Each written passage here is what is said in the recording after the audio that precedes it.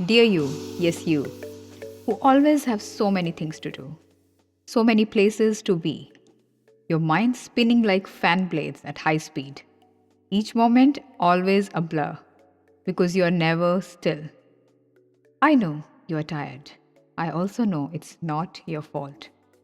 The constant brain buzz is like a swarm of bees threatening to sting if you close your eyes. You've forgotten something again. You need to prepare for this, that, or else. You should have done that differently. What if you closed your eyes? Would the world fall apart without you? Or would your mind become the open sky? Flock of thoughts flying across the sunrise as you just watched and smiled. A beautiful poem on mindfulness by Kaveri Patel. This is Raising Parents, a podcast for modern parents on a journey to become conscious, aware, and mindful parents. I'm your host, Saloni Singh, and we are talking about mindful presence. Children, especially small children, they live quite naturally in the moment. They have very little thought for the past and usually none at all for the future. They are in fact fully mindful, although not necessarily aware of that. They have sensations, immediate ones, pain, discomfort, happiness, hunger. But as parents, we are moved away from that world of presence. We are often guilty of focusing on the future, either short or long term. We plan what we will cook, buy, eat, wear, and do, when we need to leave the house, when we will return.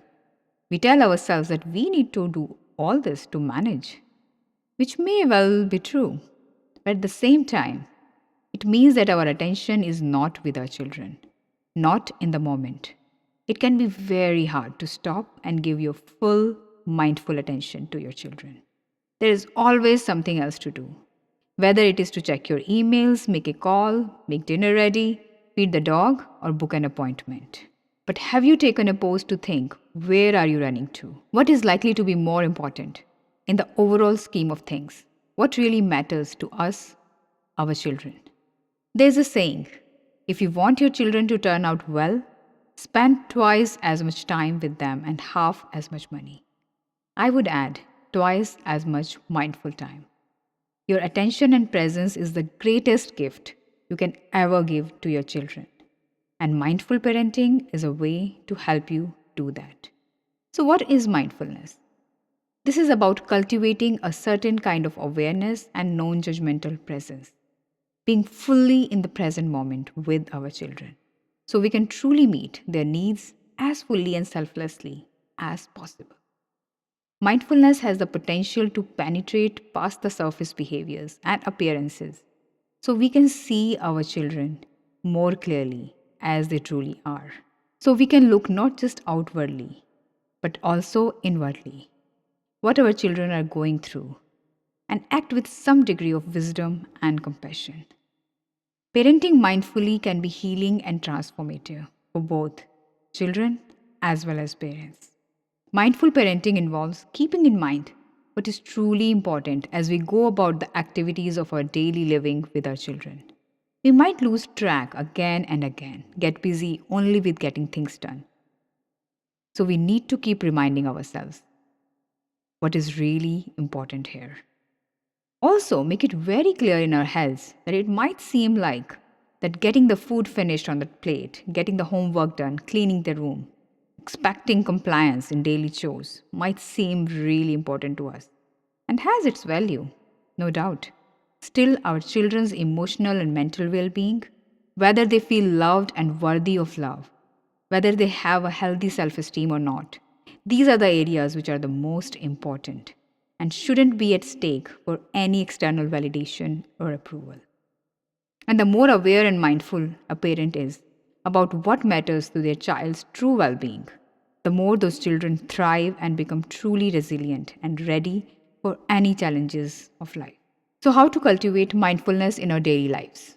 The first step towards mindfulness is becoming more aware of your reactions and catching them before responding.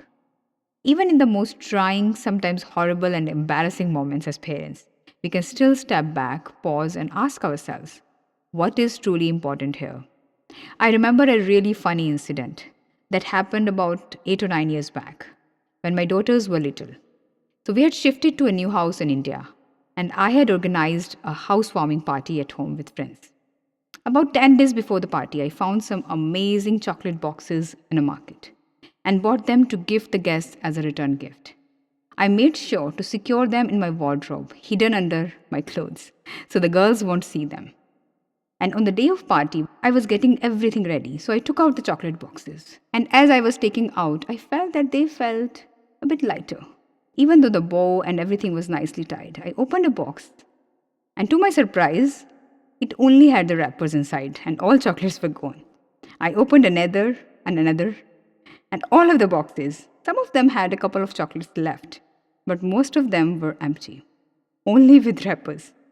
I clearly knew who has done this. I almost screamed my daughter's name, Alina, can you come here? And asked her, have you finished all these chocolates? And she so innocently replied, which chocolates, Mom? Did we have chocolates in house? By the time a younger one was also there, and I asked her as well, do you know anything about these chocolates in Mama's wardrobe? And she replied in the same cute way, no, Mummy. Looking at their noticed smile beaming from their eyes, I just couldn't stop but laugh. So you didn't eat these chocolates, honey. I can't believe that you did it. But they insisted that they had no idea at all about all this. I didn't say anything. Just got busy with my party preparation. I was really happy that day for two things. One, that I didn't give the boxes to my guests without checking, or that would have been even funnier to give empty boxes to my guests. And the second one, that I did not react and scold my daughters. I just told them after a few days that please, if you do this next time, at least tell me, because I might have given the empty boxes to the guests.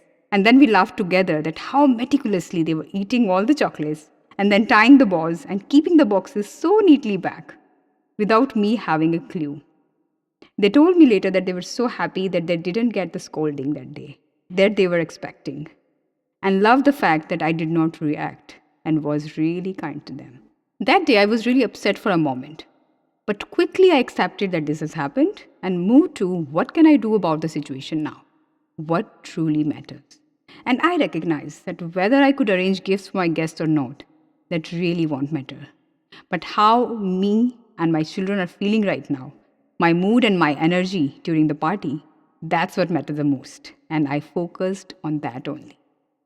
I later evaluated my situation that day and realized that there was so much cooking and other things to do for the party, I had no time to go for shopping for the gifts. So I dropped the idea of return gifts, thinking those chocolates were not meant for those guests this time. So here is the thing. Most of our unhappiness, anger, fear, or embarrassment are not actually real, but constructs made by our minds.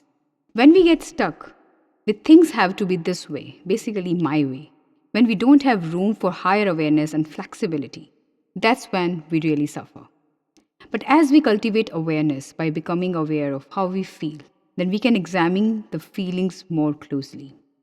With just a moment's pause, you can come to the awareness. As you cultivate awareness, by becoming aware of how you feel, how you think, you can examine your feelings and thoughts more closely. With just a moment's pause, you can come to the awareness of what is the best you can do in that situation. And then you can take control of the feeling instead of the feeling controlling you. We need to understand deeply and draw a distinction between reacting and responding. Notice that reaction is mindless and usually an emotional response driven by your thoughts, expectations, and attachments, while responding is mindful. It requires you to take a moment to be aware of your feelings and thoughts behind it, and then enable you to form an appropriate response that you would like later as well. So here are a few simple ways to cultivate more presence and mindfulness in your life. Start with being mindful with simple daily activities like eating food, drinking tea, brushing your teeth, watering your plants, and while listening to your child or someone else.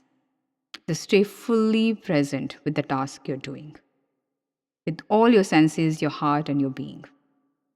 Take out at least 5 to 10 minutes for mindfulness meditation and start with deep breathing and being fully present with your breath.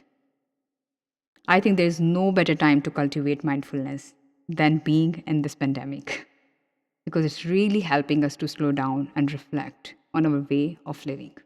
Before we finish, I would love to take you on a 1 minute mindfulness journey with me. So, if you can take a minute to sit down and relax. If you're out somewhere, take a break. Wherever you are, just bring awareness to your breath. As you feel your breath, you'll feel more and more relaxed. As you bring deep awareness to the air moving through your nostrils and your chest and body filling up with this breath, imagine you're filling yourself with loving presence, peace, and ease. And as you slowly exhale, you're releasing all stress, anxiety, tension, and overwhelm. Remember that you are doing your best as a parent. These times have been difficult. You are evolving and growing every single day. As you connect with your breath, set an intention to connect with your higher self. Connect deeply with presence, peace, and awareness in your being. Every breath you take, you connect deeper with the stillness and calm within you. You have what it takes to be a wonderful human being, a loving parent to your beloved children. With every breath, tune into love. Only love. And when you're ready, gently come back to the room. Keep cultivating deeper awareness and presence. And I will see you soon in the next episode. Much love, Saloni.